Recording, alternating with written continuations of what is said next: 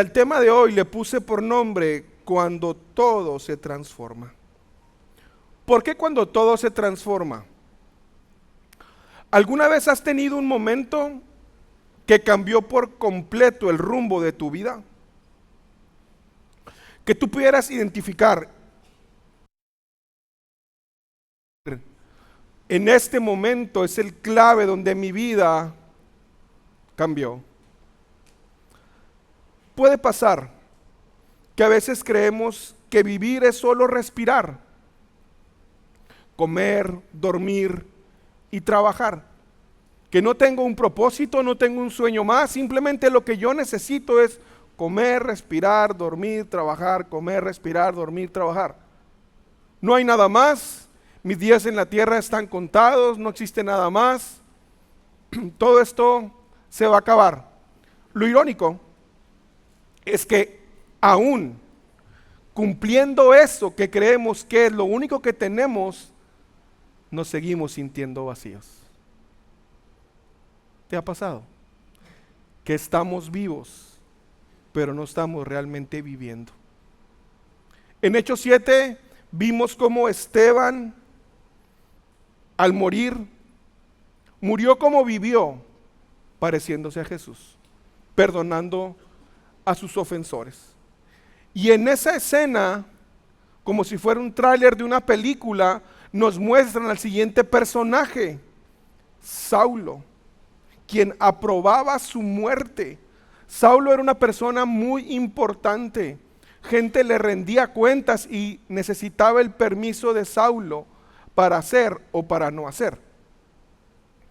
Y tú y yo podemos terminar esta parte del libro de Hechos y pensar, ya todo se terminó. Si ya mataron a un hombre lleno del Espíritu Santo, ¿qué le espera a los demás? Lo que parecía ser el final de una etapa, en realidad abrió la puerta a algo mucho más grande. En este momento es cuando se desata la persecución de la iglesia. Y es cuando tú y yo podemos entender, ya años después y leyendo y estudiando, podemos entender por qué Dios les pidió que se organizaran, por qué Dios les pidió que delegaran, porque si no, no iba a ser posible que soportaran la persecución. Empieza la persecución, obliga a que la iglesia se tenga que organizar, que no dependa de una sola persona. Y de ahí es donde nace el concepto de ancianos.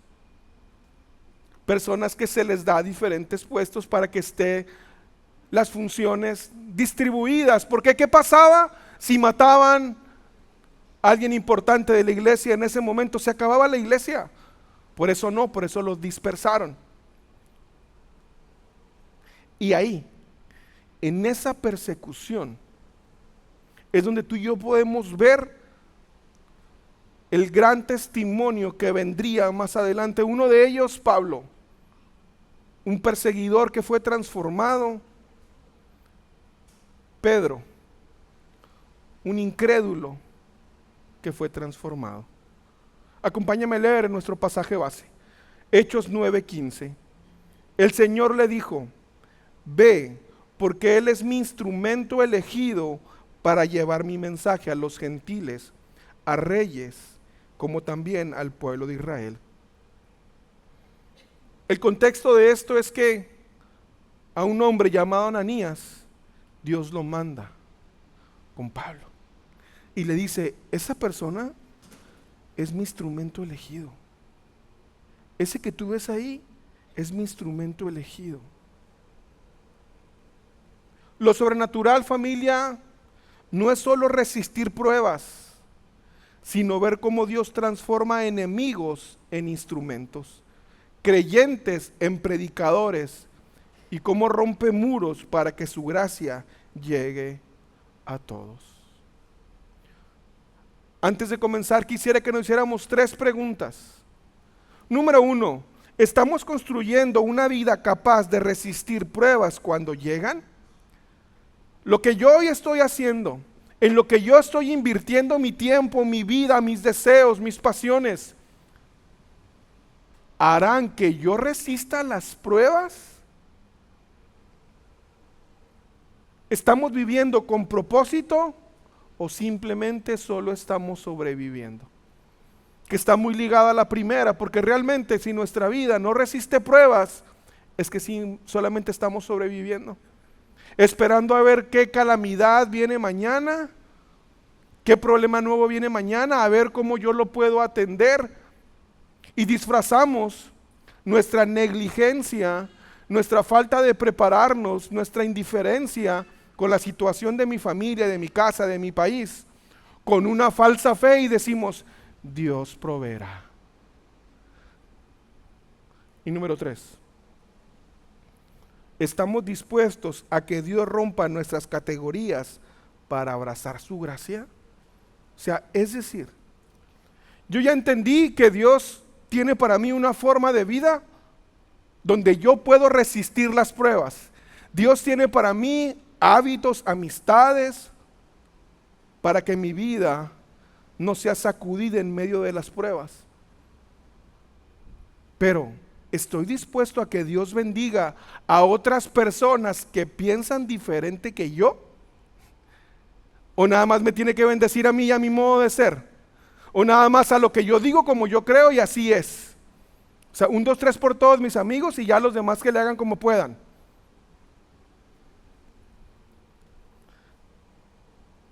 En medio de la persecución es donde todo comienza, donde Dios pone orden en la tormenta. Hechos 8:1 nos dice, Saulo fue uno de los testigos. Estaba ahí y estaba de acuerdo con el asesinato. Y la palabra nos dice que inmediatamente después empieza la persecución para toda la iglesia. Y además nos dice que Pablo iba por todos lados con la intención de atrapar hombres, mujeres, lo que pasara por enfrente. Inmediatamente después de la muerte de Esteban viene la persecución. Pero la iglesia, debido a los conflictos anteriores, ya había aprendido a organizarse. Y esta estructura fue clave para poder resistir. Que el Espíritu Santo los haya organizado, haya delegado, fue clave para que la iglesia pudiera completar su misión. Cuando la persecución parecía ser el peor escenario, se convirtió en el terreno más fértil donde la iglesia aprendió a depender más de Dios y a organizarse. ¿Qué pasa inmediatamente después de la persecución? Versículo 4. Así que los creyentes que se esparcieron predicaban la buena noticia acerca de Jesús a donde quiera que iban. La persecución fortaleció a la iglesia porque estaban preparados, porque estaban organizados. La persecución, en vez de que su fe se apagara, hizo que su fe aumentara. Y hay un elemento que tú y yo podemos pasar desapercibido, el que nos dice Deuteronomio 28:64. Pues el Señor te dispersará por todas las naciones, desde un extremo de la tierra hasta el otro. Allí rendirás culto a dioses ajenos que ni tú ni tus antepasados conocían, dioses de madera y de piedra. En el Antiguo Testamento, para estos judíos, el hecho de ser dispersados era una señal de juicio. El hecho de que los separaran, les estaban diciendo que había algo mal en su vida y vendría juicio sobre ellos. Pero aquí, realmente, que hayan sido separados, que hayan sido dispersos, era una señal de juicio, pero contra los enemigos del evangelio. Y al mismo tiempo era una estrategia divina para que el mensaje llegara más lejos. ¿Por qué? Antes, el ser disperso, el ser separado,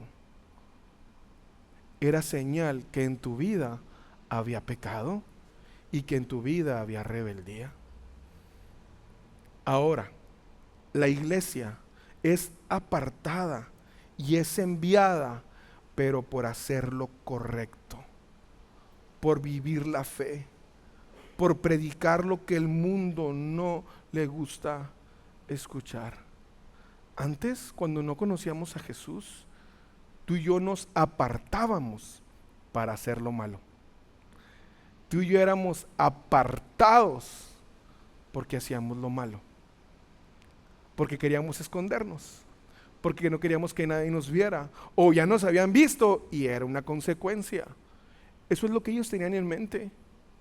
El ser apartado era símbolo de rebeldía y de pecado, pero ahora tú y yo ya no nos apartamos por lo malo, sino porque decidimos seguir a Cristo, aunque cueste incomodidad, rechazo o persecución. Ahora nos apartamos de lo que el mundo nos ofrece porque hemos encontrado a Cristo. Yo ya no voy a participar de eso. Discúlpame, me tengo que separar de estas amistades, de estos hábitos, porque yo estoy haciendo lo correcto. Y el separarte es señal de aprobación. Eso es lo que le pasaba a ellos. Continúa versículo 9. Un hombre llamado Simón, quien por muchos años había sido hechicero allí. Dice que al ver lo que estos hombres hacían, hablando de Pedro y los demás apóstoles, se queda asombrado.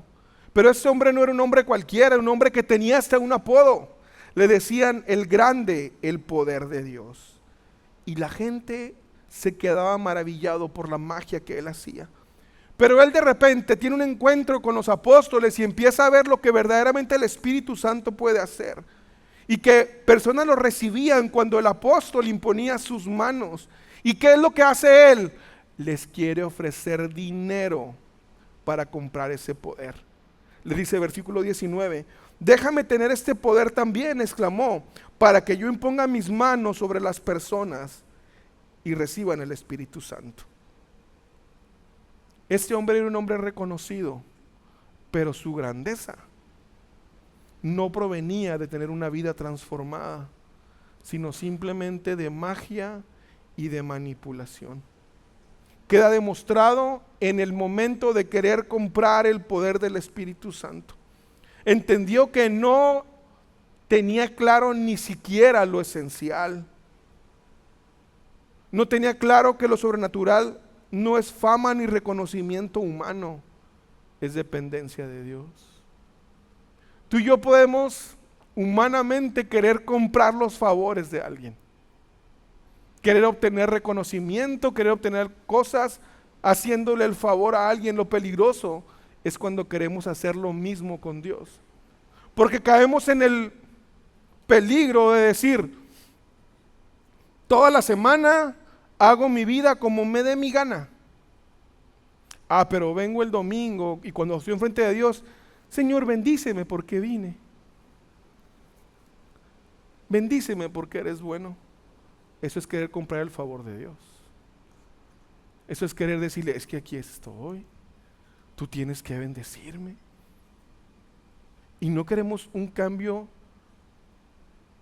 queremos una manipulación. No queremos ser cambiados porque el Espíritu de Dios realmente trabaja en nosotros y crea dominio propio, sino queremos un cambio únicamente con la manipulación de una oración. Señor, aquí estoy, cámbiame. No, si fuera tan fácil. Ese es Simón. O a la otra, oren por mí. Yo no voy a poner nada de mi parte, ustedes oren por mí. Ese es Simón, queriendo comprar el poder del Espíritu Santo.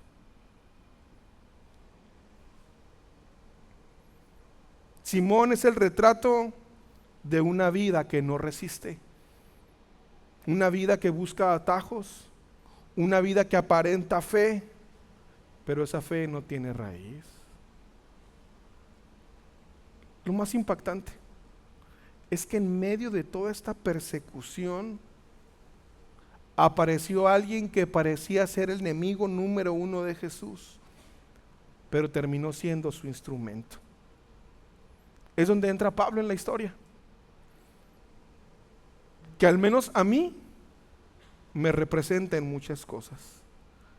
Primero, cómo era la vida de Saulo, Pablo, antes de Cristo. Hechos 9 nos dice: mientras tanto, Saulo pronunciaba amenazas en cada palabra y estaba ansioso por matar a los seguidores del Señor. Así que acudió al sumo sacerdote, le pidió cartas dirigidas a las sinagogas de Damasco para solicitarle su cooperación en el arresto de los seguidores del camino que se encontrara ahí. Su intención era llevarlos a mujeres y a hombres y a mujeres por igual, de regreso a Jerusalén encadenados. Pablo me cae bien porque no es un tibio. Pablo lo que hacía, se entregaba al 100. Dice la palabra que él estaba ansioso. No es como que simplemente dijera: ¿qué pasa si hoy mato cristianos? Él no le decía cristianos, le decía a los de la secta. No, él decía: hoy quiero cumplir con mi Dios, porque él pensaba que estaba haciendo cosas para su Dios. Y era una pasión como ningún otro. O sea, voy a Damasco y de pasada, por si se me aparecen algunos, denme cartas. No voy a desperdiciar mi tiempo, no voy a desperdiciar mi vida haciendo cosas que no me llevan a lo que yo quiero, a lo que yo creo que es mi propósito. Ese era Pablo. Sí, un hombre equivocado, pero apasionado, no tibio ni mediocre. Saulo respiraba amenazas de muerte. No era un opositor tibio, era alguien que transmitía violencia. Pablo tenía energía, tenía talento, tenía disciplina y sobre todo tenía una convicción. El problema para Pablo es que esa convicción estaba dirigida hacia el lugar equivocado. Tú y yo tenemos que preguntarnos muy seriamente: mis convicciones, ¿qué es? En donde más me aferro, en pocas palabras, donde mi necedad es vista en mayor grado, ahí están tus convicciones. Esas convicciones están en el lugar correcto, hacen que mi vida salga no solamente de las pruebas, sino que salga fortalecida después de las pruebas.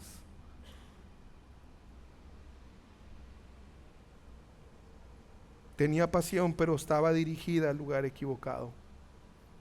No basta con tener pasión, porque la pasión mal dirigida destruye en lugar de edificar. Un familiar mío, me acuerdo, cuando yo tenía poco de conocer a Jesús, era joven e inexperto, me acuerdo que un día me dijo: ya no me hables, porque nomás estaba friegue y friegue y friegue con condenación, dándole bibliazos. Muchos de nosotros creemos que tenemos una pasión correcta, pero nuestra pasión únicamente destruye relaciones. Somos aquellos que nos encanta andándole diciendo a las personas sus defectos, en que se equivocan, en que pecan, cuán alejados están de Dios. Como la esposa. Aquí no pasa, en otro lado. Me acuerdo que íbamos pasando y había un carro rojo, era azul. Íbamos, era un domingo, era un sábado. Porque acababa de llover, no acaba, ya déjalo terminar. Enfundados en la pasión por la verdad, terminamos hartando a todos. Mi pasión bendice o destruye.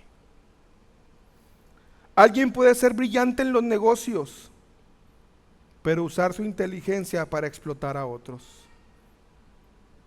Alguien puede tener un talento musical, pero solo para su ego.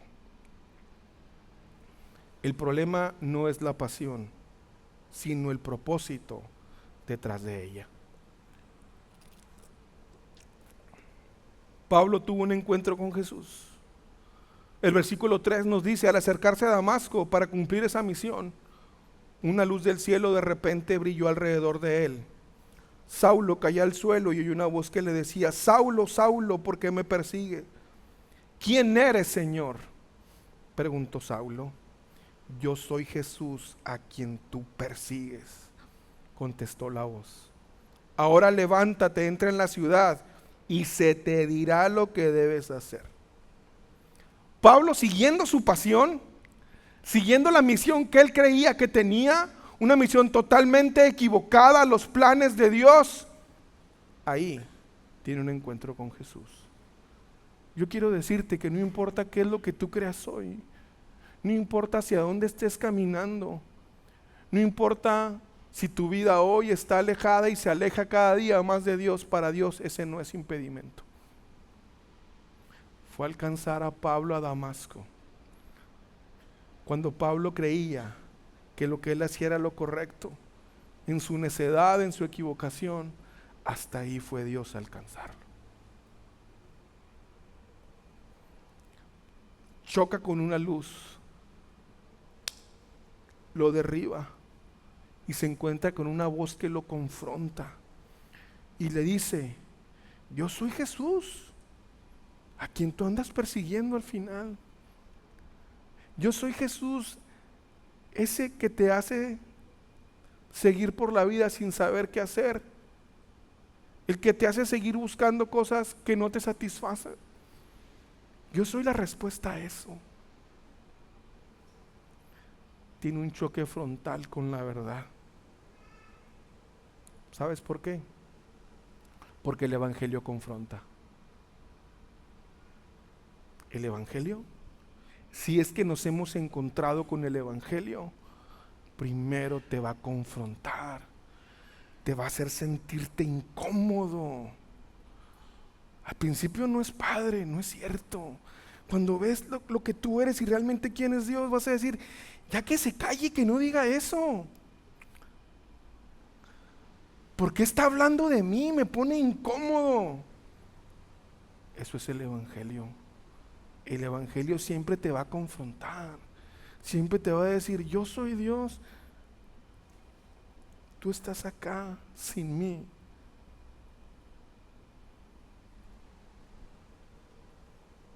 Lo interesante es que ese choque que Pablo tuvo con el Evangelio, con Jesús, Jesús no le da un sermón, ni tampoco le explica todo en ese momento.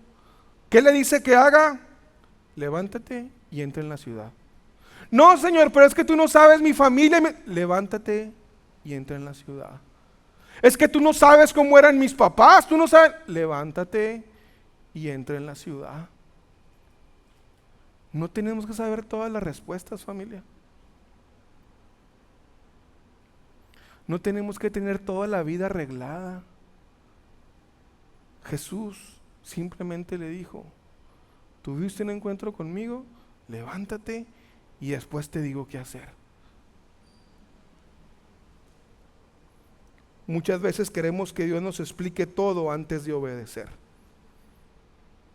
Pero lo primero que hace Jesús es pedirnos que demos un paso de fe. Después, Pablo entra en lo que todos hemos tenido un tiempo de quebranto. No de condenación, de quebranto, que es muy diferente. Versículo 9. Permaneció allí ciego durante 3 días sin comer ni beber. Pablo, ciego 3 días. No comía, no bebía. Estaba vivo, pero vacío. Esa ceguera no fue un accidente. Fue un espejo de lo que pasaba en su interior. Tenía ojos, pero no veía. Caminaba, pero no tenía rumbo.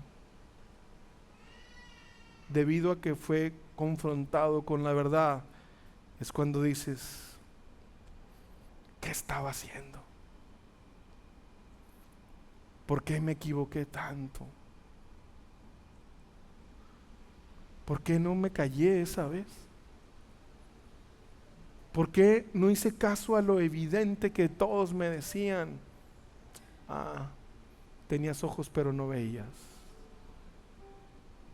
¿Por qué a pesar de seguir avanzando, mi vida estaba ciclada? Tenías pies pero no tenía rumbo.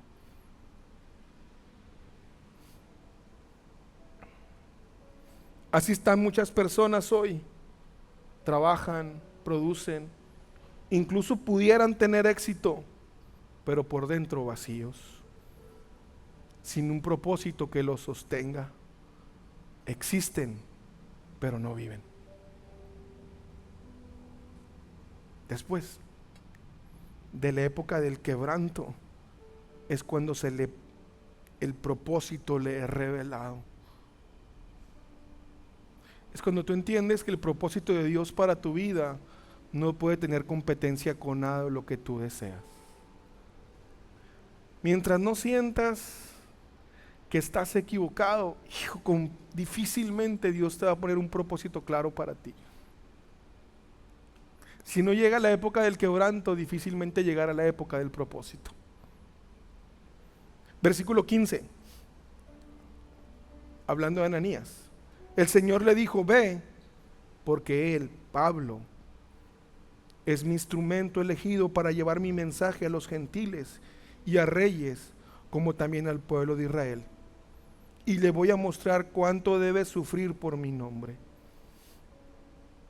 El Señor le dice a Ananías, ese que tú ves ahí acabado, ese que tú ves ahí que era preso de la necedad, es mi instrumento. Yo lo voy a usar. Tengo un plan para él. Aquí es donde todo cambia.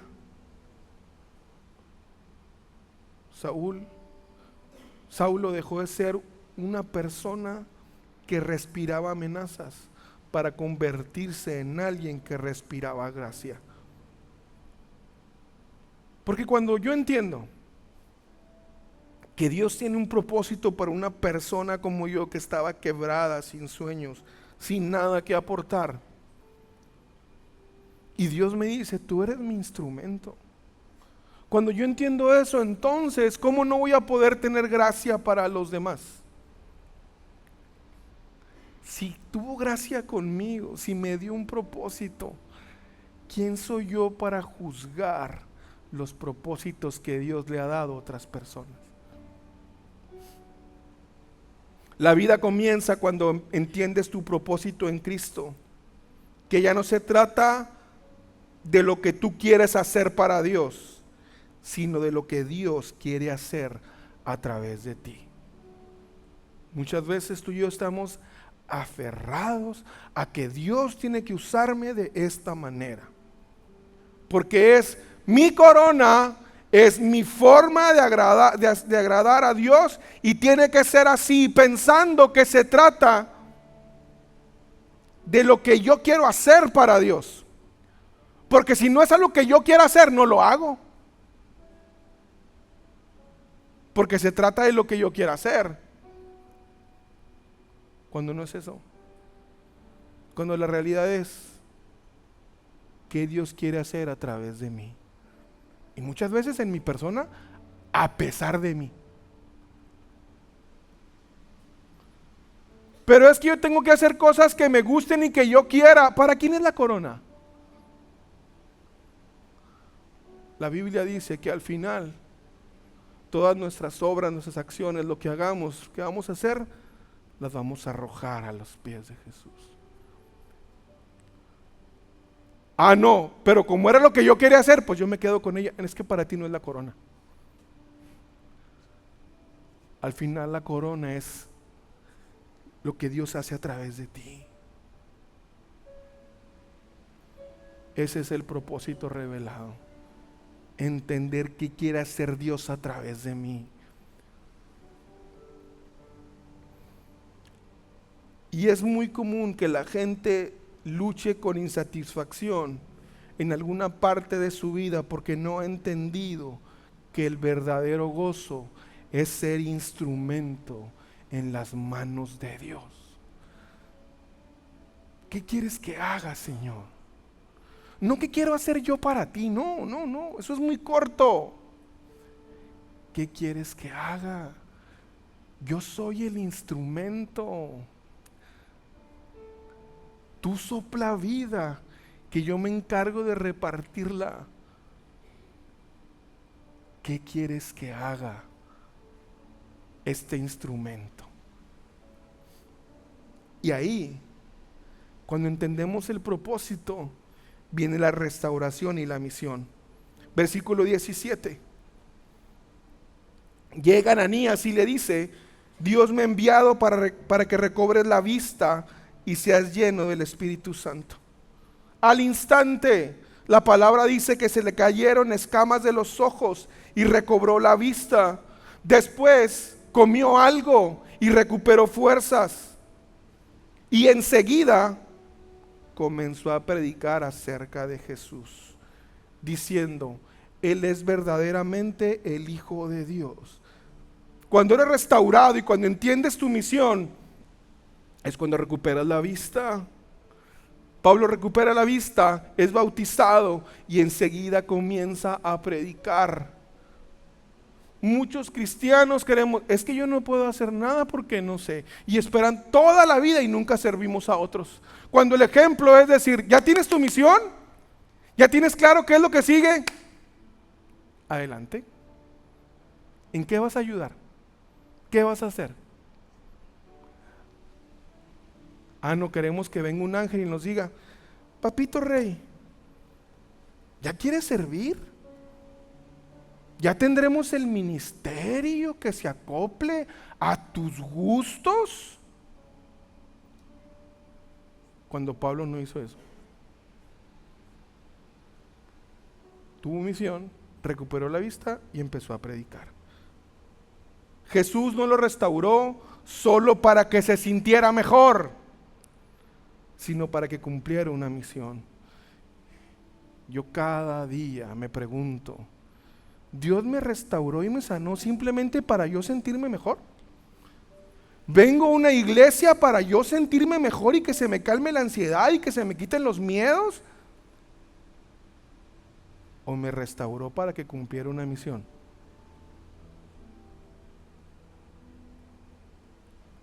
Jesús no solo nos rescata, nos envía. No solo nos sana, nos da una tarea.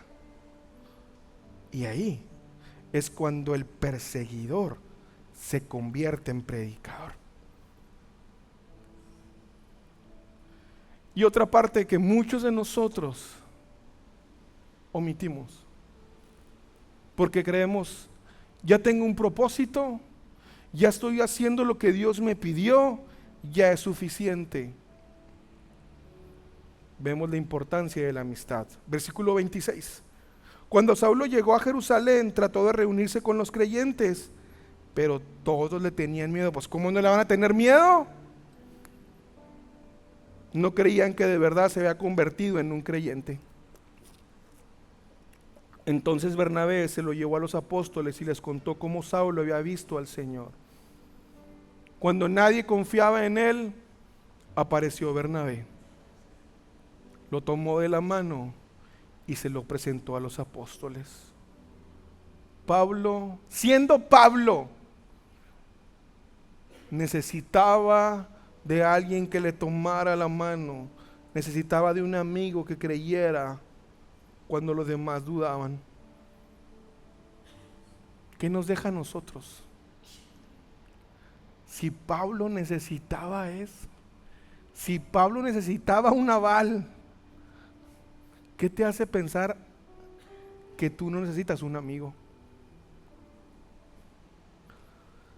Todos necesitamos un Bernabé que nos respalde, y al mismo tiempo todos debemos ser Bernabé para alguien más. Nunca subestimes el poder de una amistad espiritual. La fe no se vive en solitario. Dios usa relaciones para afirmarnos en nuestro llamado. ¿Quieres ver cuál es tu llamado? Ve quiénes son tus amigos. ¿Con quién te estás juntando? ¿A quién le pones ¿A quién les has dado la autoridad para que te pueda dar un consejo?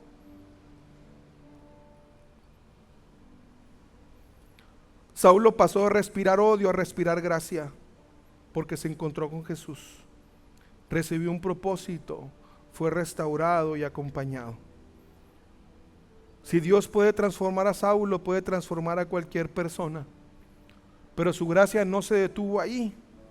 También rompió otras categorías más profundas que hay en la iglesia, donde creemos que no todos pueden entrar. Donde decimos, no, estos pecados no, a estos pecados sí. Curiosamente, los que no, son los que yo no tengo. Curioso, no sé por qué pasa eso.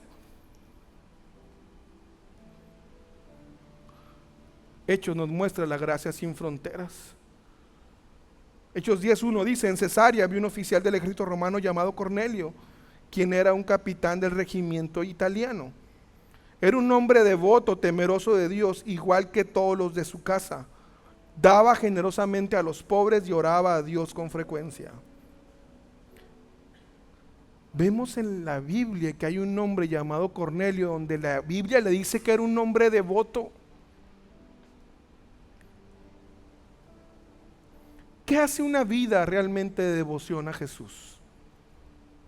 Teme a Dios, se encarga de los de su casa, según lo que vemos en Cornelio, da generosamente y ora. Los ambientes sobrenaturales son propicios a darse, donde nuestra devoción a Dios se demuestra dando y orando, no solo una.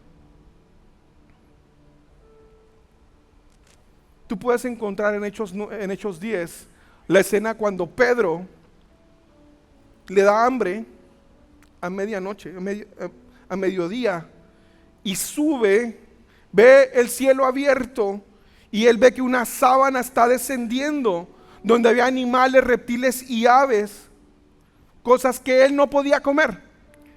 Y en el cielo de repente una voz le dice: levántate, Pedro, mátalos y come. ¿Qué le dijo a Pablo que hiciera? Levántate y luego te digo qué tienes que hacer. Lo mismo le dijo a Pedro. Y yo no he entendido cómo Pedro, bueno, sí lo entiendo porque a veces soy yo así. 3 veces le dijo que no. ¿A quién le dijo que no, Pedro? A Dios. ¿Qué no entendiste la vez pasada, Pedro? Otra vez vuelves. 3 veces le dijo que no.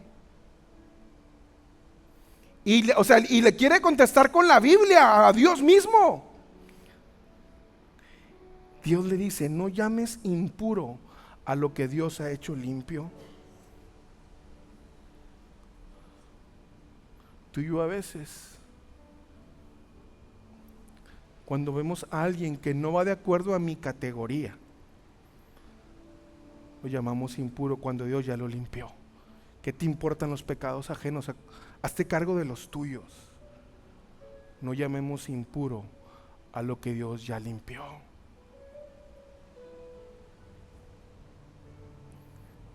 Después de la escena con Cornelio, versículo 34 le dice: entonces Pedro respondió: veo con claridad que Dios no muestra favoritismos.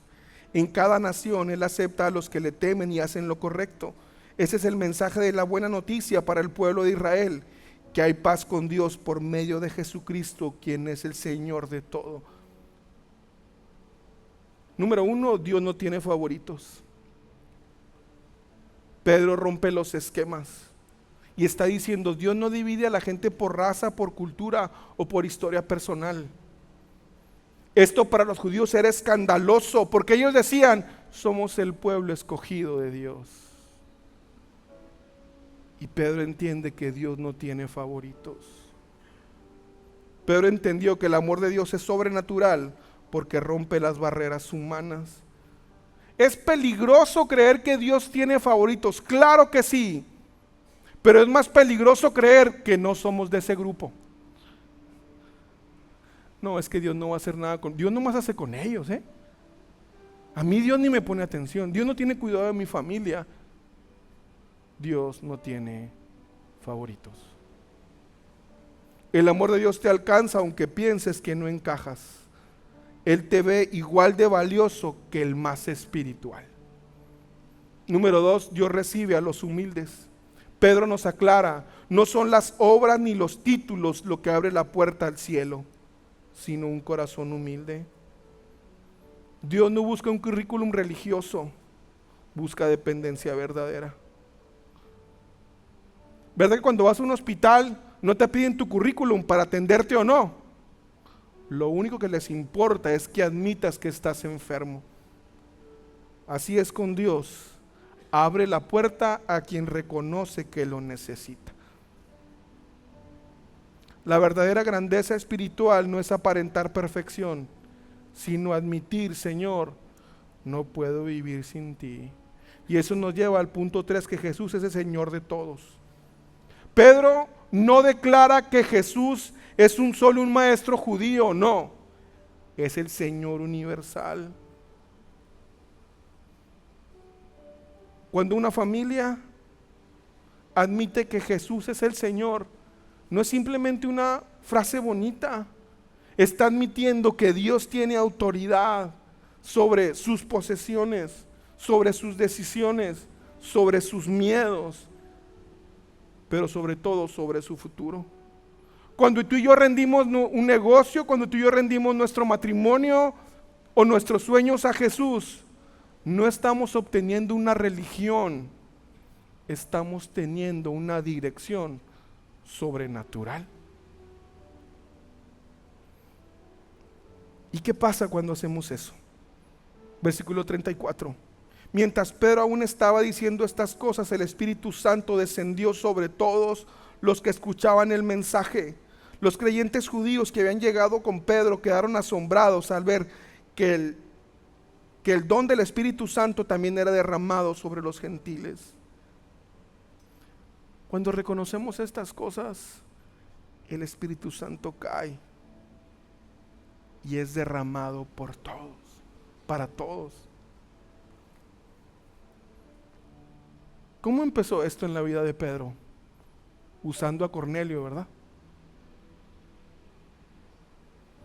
Dios usó a Cornelio para que se abriera el camino para poder incluir a todos en su plan, rompiendo las barreras de lo que antes se consideraba impuro o imposible. La Biblia dice que Cornelio era un hombre que daba y oraba. Para que el evangelio crezca, las personas tenemos que dar y orar, ¿verdad? Eso es lo sobrenatural. Desde aproximadamente el mes de marzo,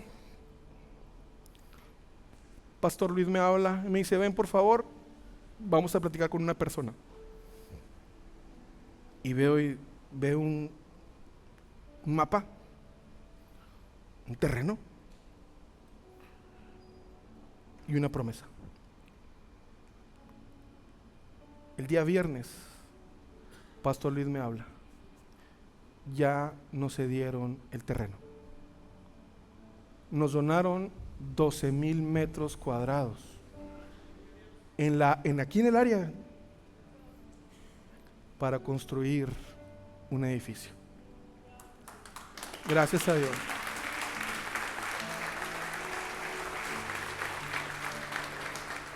Eso es sobrenatural, donado en la tercera área con más plusvalía de Monterrey. Eso es sobrenatural, pero ¿sabes qué va a ser más sobrenatural? Construirlo. Muchas veces tú y yo creemos que limitamos a Dios, cuando únicamente lo que tenemos que hacer es tener una devoción para Él. ¿Y cómo se demuestra nuestra devoción? Teniendo temor de Dios, atendiendo a mi familia, dando y orando. Eso es lo que abre las puertas sobrenaturales. Porque lo sobrenatural es aprender a ver a las personas como Dios las ve, sin fronteras, sin favoritismos y con gracia abundante. Y tal vez tú hoy estés lleno de dudas, estés lleno de cosas en la mente cuando dices, es que Dios no me puede alcanzar, es que he sido muy malo, es que no sé. Yo solo quiero recordarte que la voz que habló en Damasco y convirtió al perseguidor en predicador, hoy sigue hablando y te sigue diciendo, tú eres mi instrumento escogido.